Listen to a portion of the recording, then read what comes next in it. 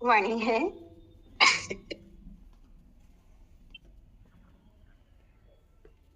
मैं वस्तुओं के बिना भी पूर्ण हूँ।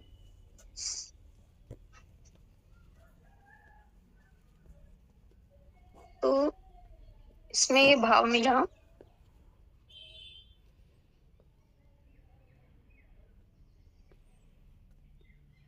जो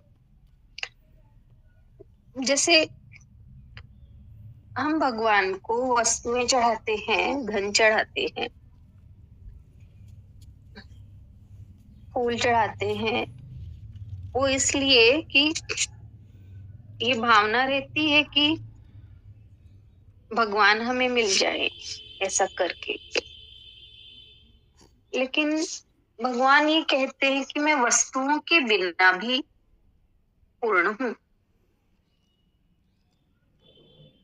यानी वस्तु अगर तुम ना चढ़ाओ तो भी मैं पूर्ण हूँ। जैसे सूरज को अगर कोई जल ना चढ़ाए तो भी सूरज के प्रकाश में कोई कमी नहीं आती। तो उसी तरह भाव कि ईश्वर बिना वस्तुओं के भी पूर्ण ही है। कोई उसे वस्तु चढ़ाए न चढ़ाए उसकी पूर्णता में कमी नहीं आती। वो सबको कितने ही आए, बिना कोई कुछ भी चढ़ाए वो सबको स्वीकार करता है, सबको अपनी शरण में लेता है।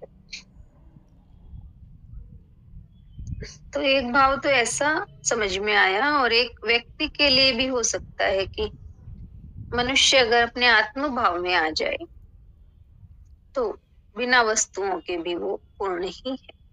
यानी आत्मा पूर्ण है, बाकी शरीर के लिए आवश्यक है वो सब ईश्वर उसे देता है।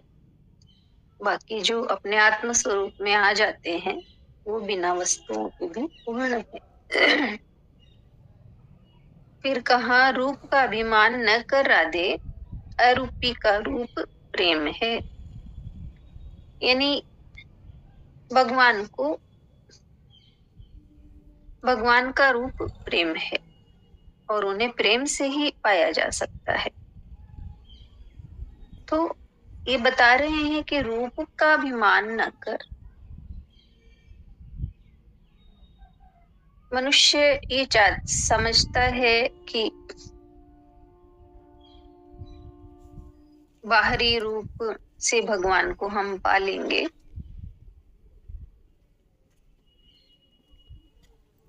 तो यह मनुष्य का भ्रम ही है, क्योंकि वो परमात्मा अरूपी है और उसका रूप क्या है? प्रेम। तो इसलिए उसे प्रेम से ही पाया जा सकता है। क्योंकि गुरुदेव ने कहा, मैं स्वयं कुंभकार हूँ। यानी जितने भी घट हैं, जितने भी प्राणी हैं, वो भगवान ने ही बनाए हैं।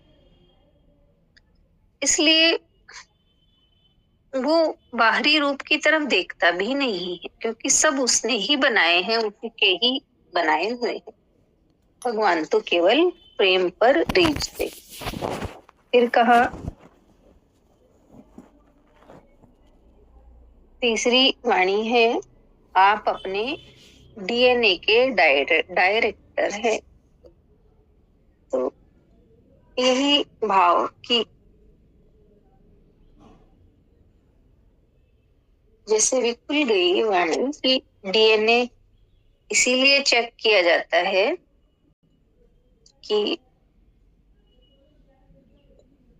माता पिता कौन है।